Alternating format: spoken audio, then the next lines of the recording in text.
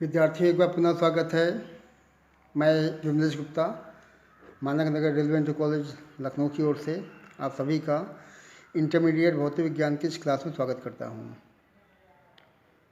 और आज हम लोग का जो विषय वस्तु होगा, जो कंटेंट होगा, वो वैद्युत विभव धारिता चैप्टर से जो टॉपिक अभी बचे हुए थे, अर्थात समविभव पृष्ठ, विभव प्रवणता, उसका संबंध वैद्युत क्षेत्र की तीव्रता के साथ में, और उससे कुछ एक दो प्रूफ निगमन।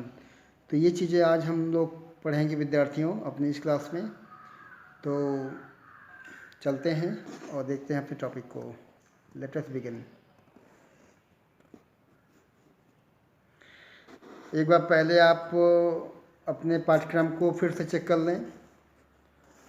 आपका जो इंटरमीडिएट का पाठ्यक्रम बनाया गया है 12th क्लास के लिए, उसमें आपका स्थिर वैद्युतिकी जो खंड चल रहा है, जो कि आपको बोर्ड में 8 नंबर तक का लाभ दिला सकता है।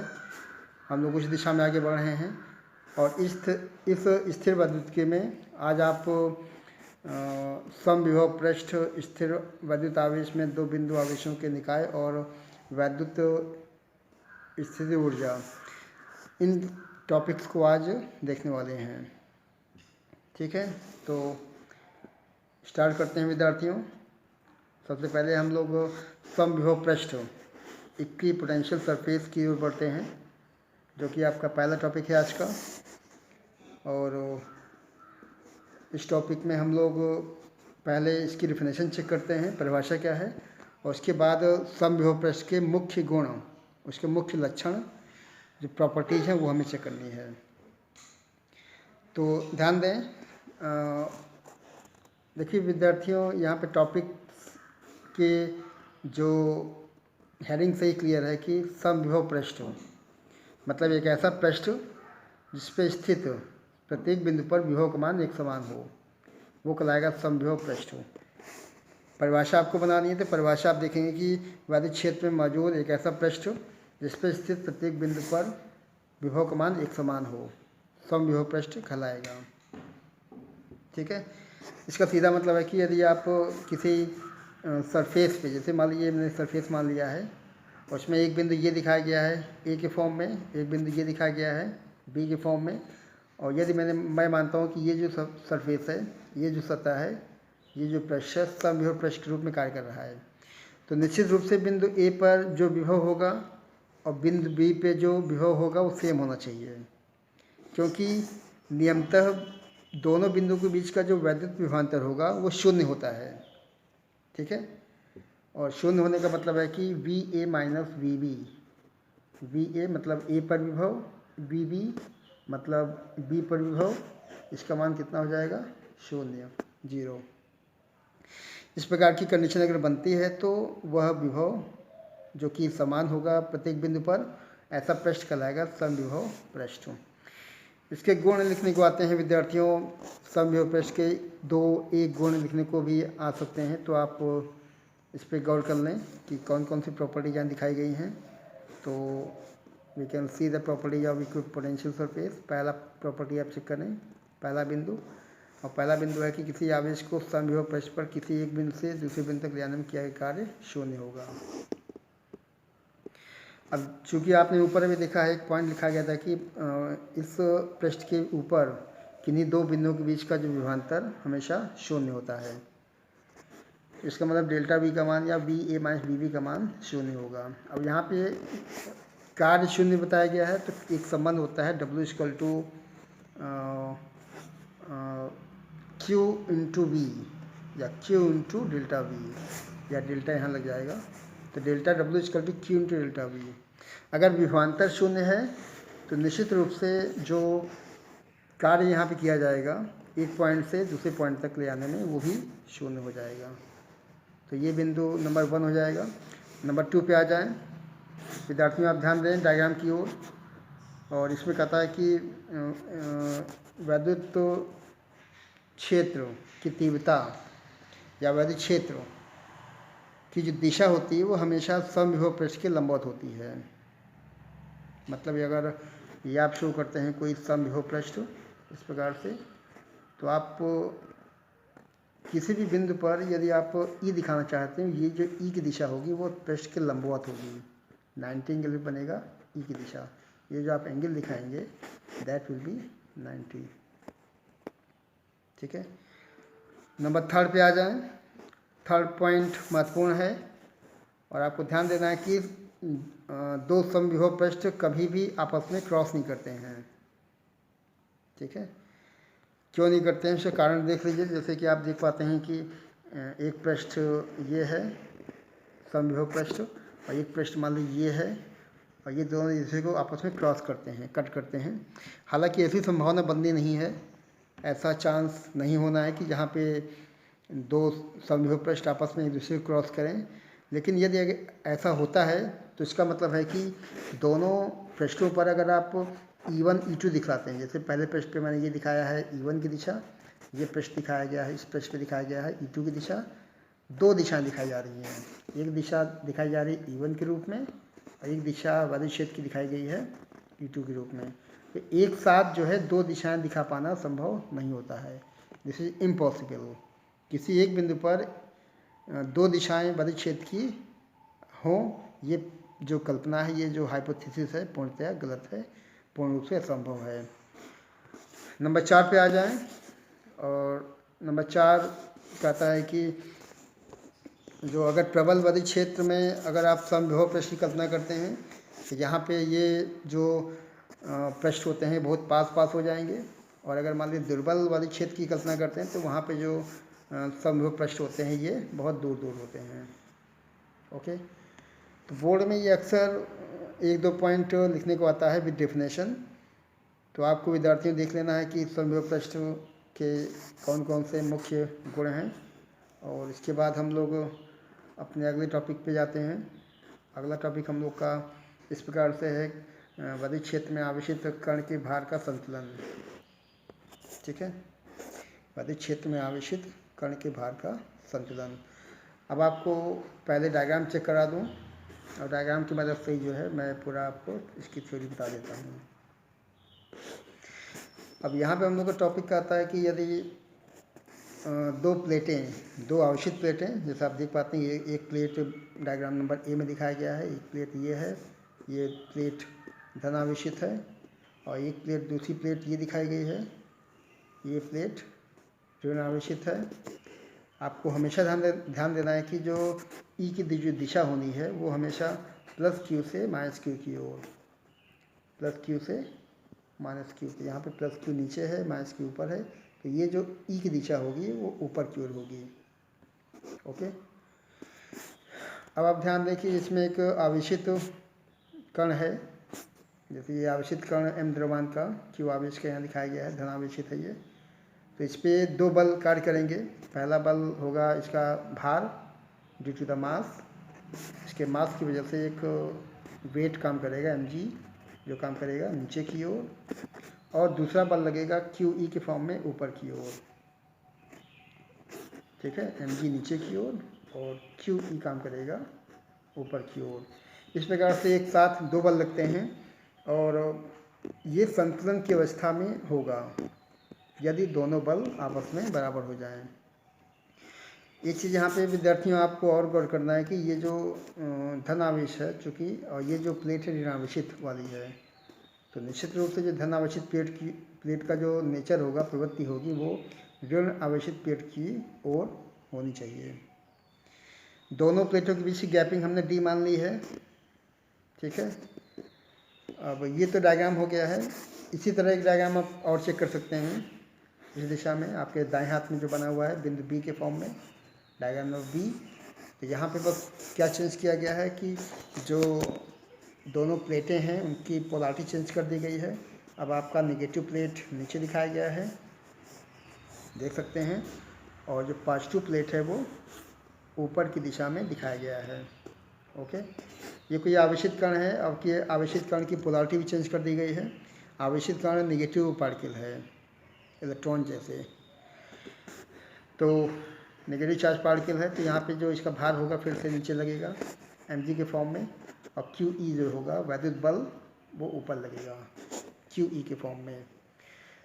और यहाँ जो वैद्युत क्षेत्र की दिशा होगी नियम फिर वही चलेगा, प्लस से माइनस की ओर, ओके, प्लस चार्ज से माइनस चार्ज की ओर दिशा हो जाएगी ई की, वैद्युत क्षेत्र की दिशा। ये तो डायग्राम हो गया विद्यार्थियों। अब इसका महत्व क्या है, ये टॉपिक बोर्ड में क्यों रखा गया है और इसका क्या लॉजिक है, पहले से थ्योरी समझ लें। थ्योरी जो आपको डायग्राम में दिखाया गया, मैं वही रिपीट कर देता हूँ कि मानो दो विपरीत आवेशित प्लेटें एक दूसरे से स्मॉल डी दूरी में मौजूद हैं। प्लेटों के बीच में बी विभवांतर लगाने पर उनके बीच में वायु क्षेत्र ई स्थापित हो जाता है। मानो प्लेटों के बीच में एम द्रव्यमान का कोई और क्यू आवश्यक कोई कण बैलेंस की अवस्था में है। तो दो बल दिखाए गए हैं कि एक भार के रूप में है जो कि लगेगा नीचे की ओर, और दूसरा क्यू ई या वैद्युत बल के रूप में है जो कि कार्य करेगा ऊपर की ओर। बैलेंसिंग की कंडीशन में दोनों को इक्वल दिखाया गया है। यू कैन सी दोनों फोर्सेस को हम लोग बराबर दिखा देते हैं। कण का जो भार होगा वो वैद्युत बल के बराबर होना चाहिए, mg बराबर क्यू ई। तो एक शुरुआत यहाँ से हो जाती है, एक स्टेटमेंट ये आता है कि जो वैद्युत बल होगा और जो संतुलन की अवस्था में जो इसका भार होगा, दोनों ही मान आपस में इक्वल हो जाएंगे।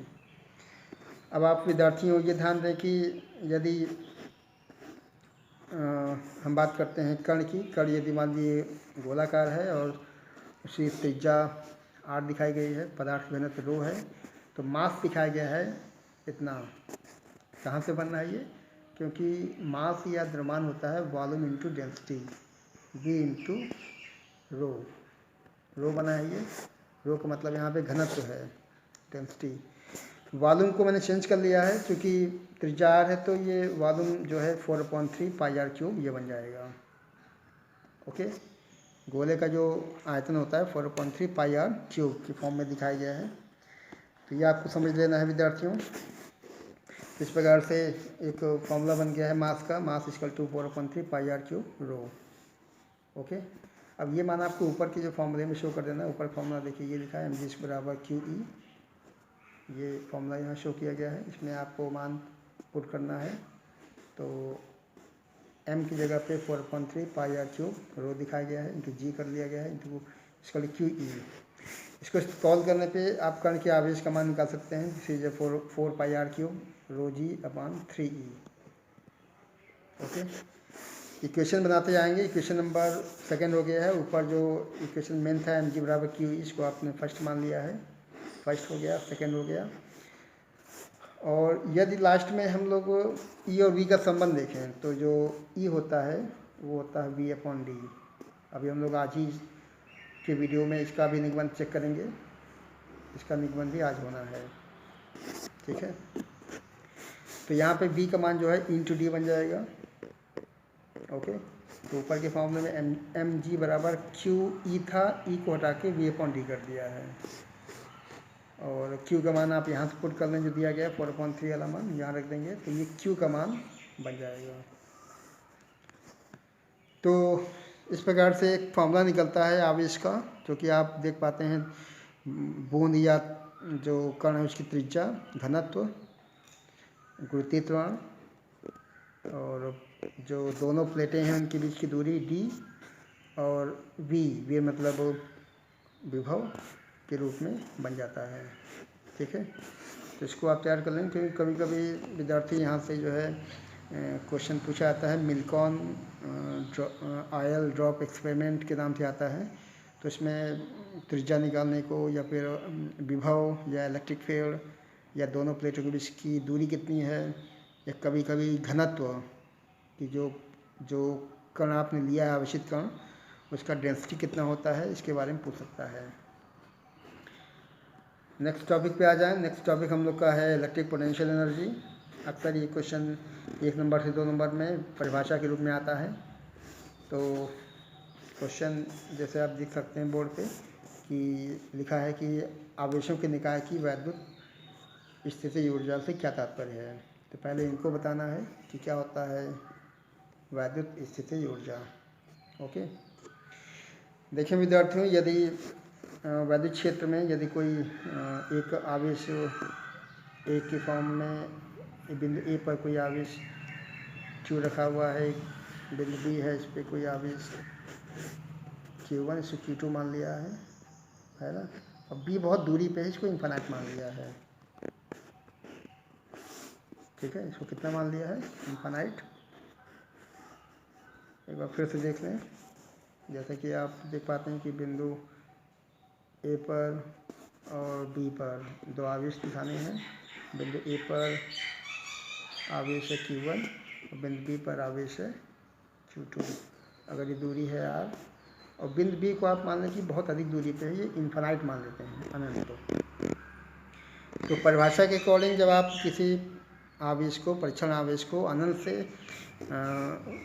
वैद्युत क्षेत्र के भीतर लाते हैं और एक निकाय की रचना करते हैं, तो जितना कार्य करना पड़ता है वही कार्य जो है संचित होगा वैद्युत स्थितिज ऊर्जा के रूप में। इसका जो मेन फॉर्मूला चलेगा ये 1/4 पाई U = 1/4 पाई एप्सिलॉन नॉट, एक आवेश Q1 के फॉर्म में, दूसरा आवेश Q2 के फॉर्म में और नीचे R², ये बन जाता है। ठीक है, तो ये फॉर्मूला आपको याद कर लेना है, इसी फॉर्मूले का इस्तेमाल यहाँ पे किया जाएगा। ठीक है, डायग्राम में आपको शो करना है कि कितना निकलने वाला है, कितना निकल रहा है वैद्युत स्थितिज ऊर्जा। ठीक है, तो डायग्राम को पहले बड़ा कर लें और ध्यान दें कि जैसे मैंने यहाँ बिंदु ABC के फॉर्म में इसको ट्रायंगल को मान लिया है, बिंदु A यहाँ दिखा दिया है, बिंदु B यहाँ दिखा दिया है, बिंदु C यहाँ दिखा दिया है। अब आपको नेट U निकालना है, तो U निकालने का तरीका है कि तीनों U जुड़े आएंगे। कौन कौन से, U1 प्लस U2 और प्लस U3, तीनों U जुड़ेगा। ठीक है, U1 हम लोग बनाएंगे A और B के लिए, ये Q1 Q2 R। Okay, U2 बनाएंगे A और C के लिए, Q1 plus Q2, this is the R।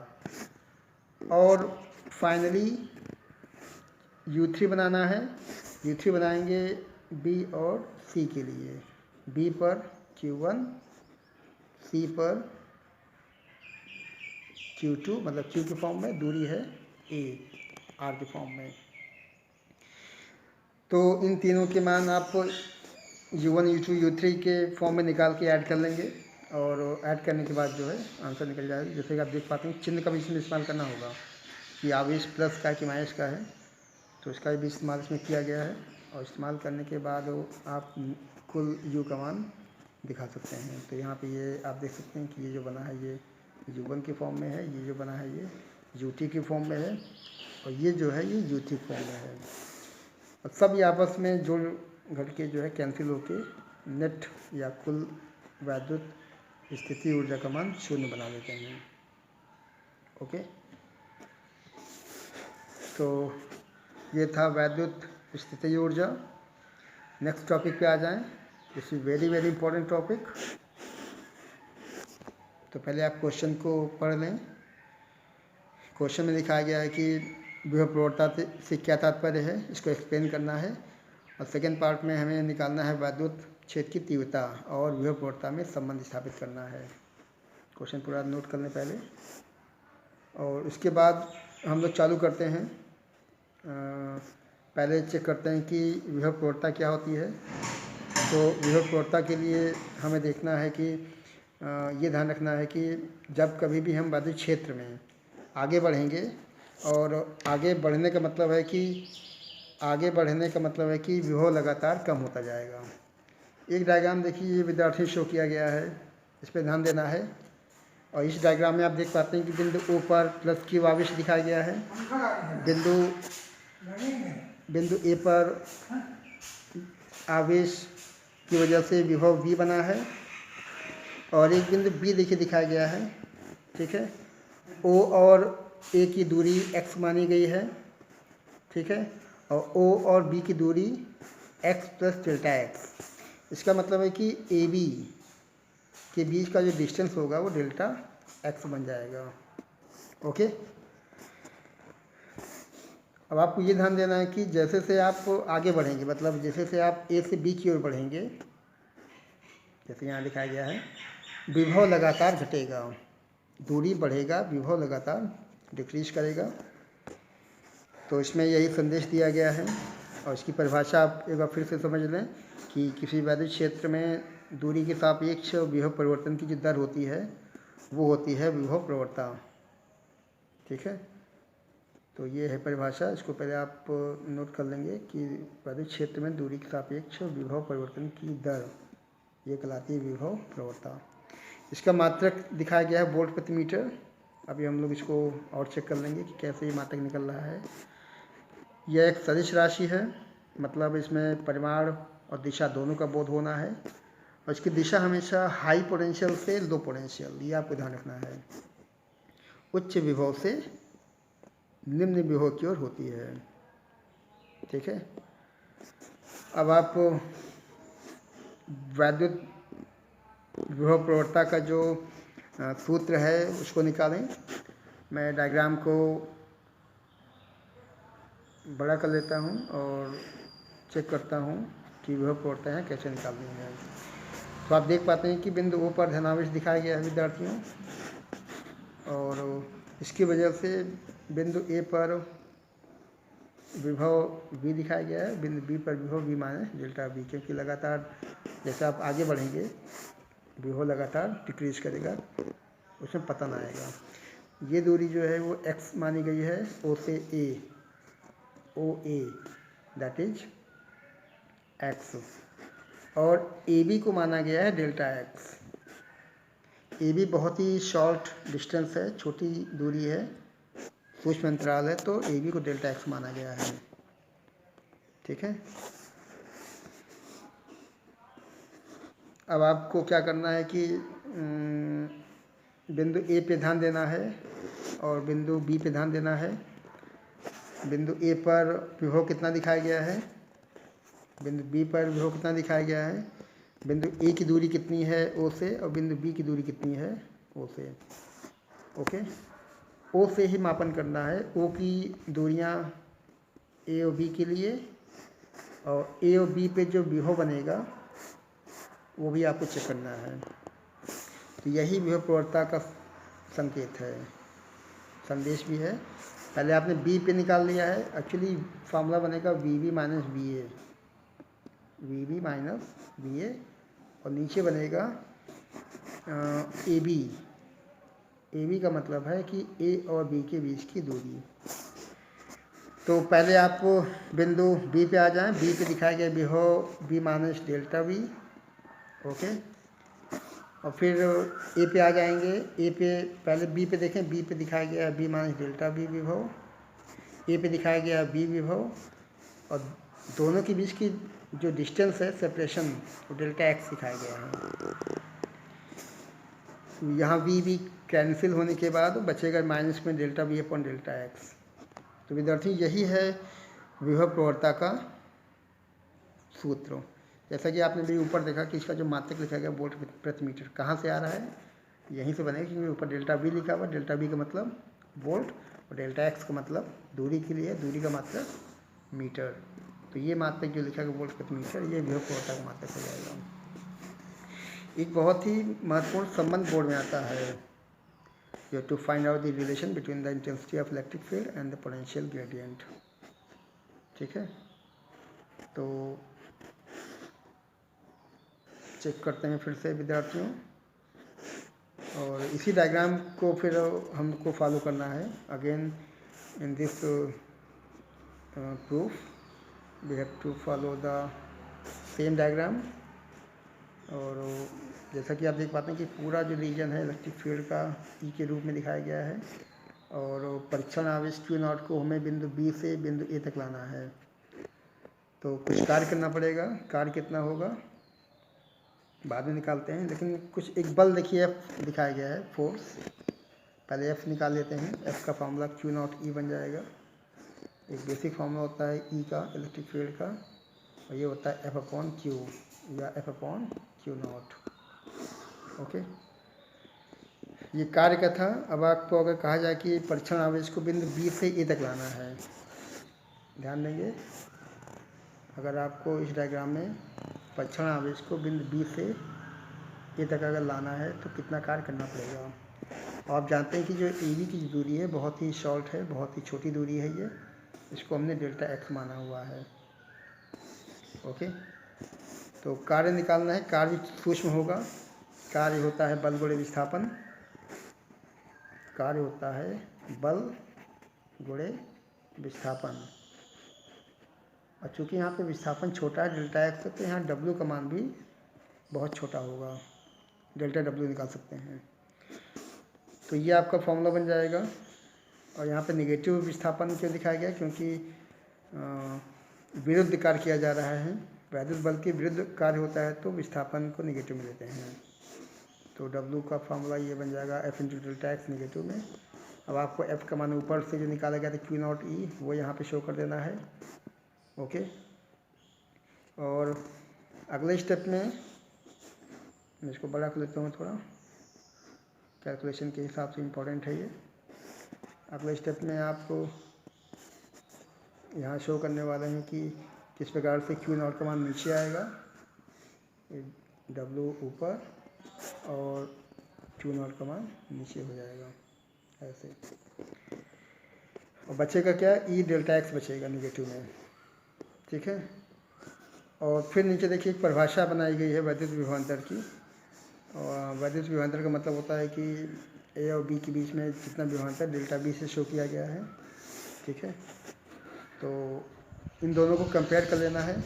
आप इक्वेशन नंबर सेकेंड थर्ड यहाँ ध्यान दें, इक्वेशन नंबर सेकेंड ये बना है, इक्वेशन नंबर थर्ड यह भी बना है। दोनों का जो बायां पक्ष है वो सेम है, जो यहाँ पे है वही नीचे दिखाया गया है। तो दोनों के RHS को हम लोग इक्वल कर लेंगे, दोनों के राइट हैंड को हम लोग इक्वल करने वाले हैं। देखें, दोनों का जो RHS है वो सेम किया जाएगा कंपेयर करने के बाद। तो minus E delta X equal to delta B बन जाता है। तो आप ई का मान निकाल लेंगे delta B upon delta X negative में। तो ये जो फॉर्मूला निकल रहा है ये वैद्युत क्षेत्र की तीव्रता का फॉर्मूला निकलता है minus del B upon del X volt प्रति मीटर में। ठीक है, तो ये जो मान delta B upon delta X negative में निकलता है विद्यार्थी, इसी को कहते हैं विभव प्रवणता, पोटेंशियल ग्रेडियंट। तो स्पष्ट है कि वैद्युत क्षेत्र की जो तीव्रता होगी वो नेगेटिव में विभव प्रवणता के बराबर होता है। और नेगेटिव में आने का एक ही मतलब है कि वैद्युत क्षेत्र की दिशा में विभव प्रवणता या वैद्युत विभव का मान घटता है। मतलब इलेक्ट्रिक फील्ड में अगर आप आगे बढ़ेंगे, अगर ये इलेक्ट्रिक फील्ड की दिशा है ई, ओके, अगर आप बिंदु ए की बात करते हैं, बिंदु बी की बात करते हैं, तो जो बी पे विभव होगा वो कुछ कम होगा। ठीक है, B B will be less than B A, ये आपको ध्यान रखना है। किसी भी वैद्युत क्षेत्र में जब आप आगे बढ़ेंगे तो वैद्युत विभव का मान लगातार डिक्रीज करेगा। इसके बाद एक प्रूफ देखिए दिखाया गया है, और ये प्रूफ आवेशित कण इलेक्ट्रॉन के लिए है। जब ऐसा आवेशित कण किसी वैद्युत क्षेत्र में प्रवेश करता है तो उसका गमन पथ क्या होगा। और इसके लिए मैंने पहला केस बनाया है कि जब आवेशित कण जो है वैद्युत क्षेत्र की दिशा के लंबवत प्रवेश करता है। ओके, तो ये डायग्राम आप देख पाते हैं, और ये आपका हेडिंग हो जाएगा कि जब कोई इलेक्ट्रॉन प्रारंभिक वेग से वैद्युत क्षेत्र की दिशा के लंबवत प्रवेश करता है, when initial velocity of an electron is perpendicular to electric field। ये डायग्राम देखिए बना हुआ, फिर से दो प्लेटें दिखाई गई हैं। एक प्लेट ये दिखाई गई ऊपर, ये प्लेट धनावेशित है। एक प्लेट नीचे दिखाई गई है, ये प्लेट ऋणावेशित है। तो निश्चित रूप से जो ई की जो दिशा होगी वो प्लस से माइनस की ओर बनेगी, दिस इज डायरेक्शन ऑफ ई। और इस कंडीशन में जब कोई इलेक्ट्रॉन के लिए है क्योंकि वो आवेशित कण होता है, जब कोई इलेक्ट्रॉन किसी वैद्युत क्षेत्र में मतलब ई में लंबवत प्रवेश करता है, देखिए इलेक्ट्रॉन शो किया गया है वेग बी से आते हुए ऐसे, है ना। तो अब इसके बाद क्या होना है, इसके बाद इसका जो पथ जो है कुछ ऐसा बनाया गया है। और इस प्रकार से बनने का क्या मतलब है, कैसा फिगर है ये, कौन सी ज्योमेट्री है और इसका लॉजिक क्या है, तो हमें ये चेक कर लेना है। तो प्रूफ में जो पहला हेडिंग लेके चलना है वो है कि जब इलेक्ट्रॉन वैद्युत क्षेत्र की दिशा के लंबवत प्रवेश करता है। तो एक बार फिर से लैंग्वेज चेक कर लेते हैं विद्यार्थियों कि माना धातु की दो समांतर प्लेटें दिखाई गई हैं जिन पर विपरीत आवेश है। अभी आपने डायग्राम में देखा, मतलब एक प्लेट पे धन आवेश, दूसरी प्लेट पर ऋण आवेश आपको दिखा देना है, कुछ दूरी पे मौजूद हैं। कुछ दूरी भी दिखाई गई है, कुछ दूरी को स्मॉल डी या आप एक्स मान लें। दूरी चलिए बाद में देखते हैं, पहले इसको देख लेते हैं। दो समांतर प्लेटें रखी जाती हैं, आवेश विपरीत है, मतलब एक पे धन आवेश है, एक पे ऋण आवेश है, और इनके बीच में जो इलेक्ट्रिक फील्ड है वो यूनिफॉर्म है, एक समान वैद्युत क्षेत्र स्थापित हो जाता है। ई की दिशा भी बताई गई है, ई की दिशा जो है प्लस से माइनस की ओर, ऊपर से नीचे की ओर, ये बन जाएगा। उसके बाद देखिए इसमें दिखाया कि जब कोई इलेक्ट्रॉन उसका मास और चार्ज भी लेके चला हुआ है, मास उसका इलेक्ट्रॉन का मास m मान लिया है, उसका आवेश q मान लिया गया है, या E मान लें। इस टॉपिक में इलेक्ट्रॉन के मास को m से और इसके आवेश को E से दिखाया गया है, ठीक है, इसे चलने दें। तो जब इलेक्ट्रॉन इस प्रकार से लंबवत प्रवेश करता है तो इस पर एक बल लगता है y दिशा में। देखिए विद्यार्थी, एक डायग्राम और यहाँ बना हुआ है जो कि एक्सिस को दर्शाता है। आप देख पाते हैं कि ये एक्स अक्ष बना हुआ है इस दिशा में, और ये जो दिशा है वो y अक्ष की है, ये मूल बिंदु है। तो यहाँ पे जो इलेक्ट्रॉन प्रवेश करता है वो दिशा क्या बनेगी, एक्स अक्ष की हो जाएगी, और इसका जो गमन पथ बनेगा वो y दिशा में बनेगा। ओके, तो ये चीज़ आपको ध्यान रखनी है। इलेक्ट्रॉन का प्रवेश यहाँ पे हो चुका है, इलेक्ट्रॉन का आवेश E मान लिया है, उसका मास m दिखा दिया है, और ये जो है x अक्ष दिशा में गतिमान है और v वेग से प्रवेश करता है। देखिए यहाँ लिखा है कि किस वेग से, v वेग से प्रवेश करता है। अब y अक्ष की दिशा में एक बल लगना चालू हो जाएगा, डायग्राम से समझ लें। अब y अक्ष के अनुदिश में एक बल लगेगा, और बल कैसे निकाला गया है, बल का जो बेसिक फॉर्मूला है Q इंटू ई या E इंटू ई, वो दिखा दिया गया है। ये वैद्युत बल का मान हो जाएगा। ये आपको दिखाना है y अक्ष की दिशा के अनुदिश,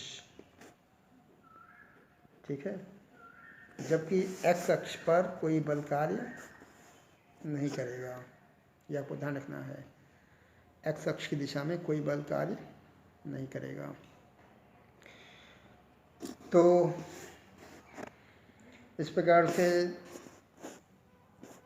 आप देख पाते हैं कि जो इलेक्ट्रॉन है वो x के अक्ष के अनुदिश v वेग से प्रवेश करता है, उसका त्वरण 0 दिखा दिया गया है, और इस समय चली गई जो दूरी है वो x बराबर ut है।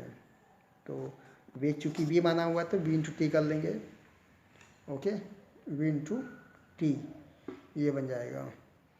त्वरण चूँकि 0 है इसलिए ऐसा हो रहा है। एक फॉर्मूला आपको याद होगा, ये दूरी निकाली गई है, दूरी होता है चाल गुणे समय, ठीक है। यही हाल y अक्ष के लिए हो जाएगा, ठीक है। y अक्ष के अनुदिश प्रारंभिक वेग 0 है, त्वरण a है, तो चली गई जो दूरी होगी y अक्ष के लिए। ध्यान देना विद्यार्थियों कि x अक्ष में जो दूरी होगी वो x माना जाएगा, और y अक्ष में जो चली गई दूरी होगी वो y मानी जाएगी, ठीक है। तो एक फार्मूला होता है न्यूटन का इक्वेशन, S बराबर ut plus half it square, तो उसका यूज़ करना है। क्योंकि यहाँ पे साफ साफ लिखा है कि जो इसका प्रारंभिक वेग है वो 0 है, प्रारंभिक वेग का मतलब u का मान 0 होगा, u का मान 0 है, और एक त्वरण है, ये चल रहा है। ये फार्मूला बन जाएगा y equal to half a t square, क्योंकि फार्मूला होता है s बराबर ut plus half a t square, तो u का मान 0 हो जाएगा। अब आपको यहाँ पर a की वैल्यू जो कि आपने ऊपर निकाली थी अभी, ये ध्यान देना है कि जो आपने अभी ऊपर कैलकुलेशन किया था और ऊपर कैलकुलेशन करने के बाद जो आपने निकाला था त्वरण, इलेक्ट्रॉन की गति में उत्पन्न त्वरण ए का मान जो निकाला था E capital E upon M, वो मान आपको यहाँ से उठा के इसमें डाल देना है ए के स्थान पर। ठीक है, बाकी जो टी समय लेके चला है, समय आपको यहाँ से निकाल लेना है। एक्स बराबर वी अपॉन टी है। ओके, तो समय हो जाएगा एक्स अपॉन वी, एक्स ऊपर आएगा और वी आएगा नीचे। ओके, तो देखिए ये भी मान यहाँ बैठा दिया है, इसको हल कर लेना है। कुछ विशेष मान कटने वाले हैं नहीं इसमें, और इसको जब आप हल करते हैं तो ये कुछ इस प्रकार से निकलता है y इक्वल टू ये फॉर्म। ठीक है,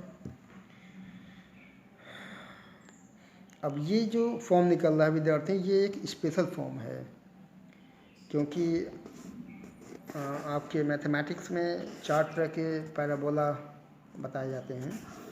तो एक तो सबसे जो बेसिक पैराबोला तो हुआ तो वाई स्क्वायर इसका 4ax, वो इस टाइप का बनता है। ये आपका प्लस एक्स है, ये नेगेटिव में एक्स है, ये ऊपर प्लस का वाई है, ये नेगेटिव में वाई है। ओके, ये मूल बिंदु, ये टाइप 1 पैराबोला है। ऐसे ही कुछ और भी पैराबोला बनते हैं, 4 तरह के पैराबोला बनाए जाते हैं विद्यार्थियों। जो कार्टेशियन जो आपका एक्सिस होता है उसके अकॉर्डिंग ये टाइप 1 पैराबोला होता है, ये टाइप 2 पैराबोला होता है, ये टाइप 3 पैराबोला बनता है और ये टाइप 4 पैराबोला बनता है। ठीक है, तो अभी यहाँ फ़िलहाल ये टाइप 3 है जो हम लोग को फॉर्म यहाँ निकल रहा है। ये एक फॉर्मूला होता है x square equal to 4ay। ठीक है, जो फॉर्मूला होता है वो होता है x square equal to 4ay।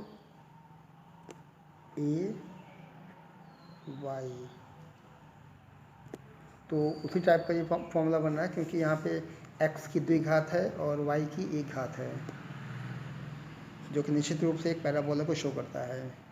तो इस प्रकार से हम कह सकते हैं कि ये जो आवेशित कण है, अगर किसी एक समान वाले क्षेत्र में अगर लंबवत प्रवेश करता है तो निश्चित रूप से उसका जो पाथ बनेगा वो पैराबोलिक बनेगा। यही क्वेश्चन भी था, और आपको यहाँ पे देखिए निष्कर्ष में लिखना पड़ेगा कि जो वाले क्षेत्र में अभी लंबवत प्रवेश करने वाले आवेशित इलेक्ट्रॉन का जो गमन पथ होगा वो पैराबोलिक होगा। ठीक है, और एक केस भी लगाया गया। अगला केस ये है कि जब देखिए पहला केस क्या था, पहला केस था कि जब इलेक्ट्रॉन जो है प्रारंभिक वेग u से या v से इलेक्ट्रिक फील्ड के लंबवत प्रवेश करता है। पहला केस आपने बनाया था। अब अगला जो केस बना है उसमें लंबवत की जगह पे लिखा हुआ है कि अनुदिश, मतलब उसी दिशा में। ठीक है, आप देख सकते हैं कि यहाँ जो इलेक्ट्रॉन का जो प्रारंभिक वेग है वो वायु क्षेत्र की दिशा के अनुदिश है। इस कंडीशन में जो वायु क्षेत्र के द्वारा जो उत्पन्न होगा त्वरण या मंदन, वो वेग की दिशा में ही बनता है, और इसका जो गमन पथ होगा वो स्ट्रेट लाइन या फिर रिज रेखा के रूप में बनता है। जैसा कि आप देख सकते हैं कि पहले प्रूफ में आपने पैराबोला बनाया था, और अगर मान लो ये अगला केस बनता है ये इस टाइप से, तो यहाँ जो पाथ होगा वो कुछ ऐसा बनेगा, एक स्ट्रेट लाइन या रिज रेखा के फॉर्म में। तो इस प्रकार से ये प्रूफ आपका कंप्लीट हुआ विद्यार्थियों। अब आप इस प्रूफ को डायग्राम सहित बार बार बनाएं, प्रैक्टिस करें, ताकि जब ये पेपर में आए तो आपको कोई असुविधा ना होने पाए। और इन टॉपिक्स को भी आप बार बार चेक करें, अपने सिलेबस को देखते हुए, अपने कंटेंट को देखते हुए कि कहाँ पे क्या क्या चीज़ पूछी जा रही है। तो विद्यार्थियों, आज हम लोगों ने देखा कि किस प्रकार से कोई आवेशित कण जब किसी वर्धित क्षेत्र में प्रवेश करता है, और प्रवेश करने की दो स्थितियाँ उसमें बताई गई थी, या तो लंबवत प्रवेश करेगा या फिर समांतर या अनुदिश। तो लंबवत वाले केस में हम लोगों ने देखा कि जो है जो उसका जो पाथ होता है, उसका जो पथ बनेगा वो पैराबोलिक या परवलय के आकार का बनता है।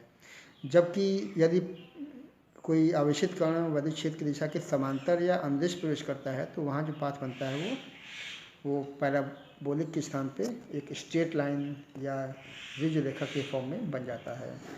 तो एक फॉर्म ये बना था, ये पैराबोला का था, और जबकि यहाँ पे थीटा कितना होगा 90, मतलब जो इलेक्ट्रॉन होगा वो 90 कोण पे प्रवेश करता है।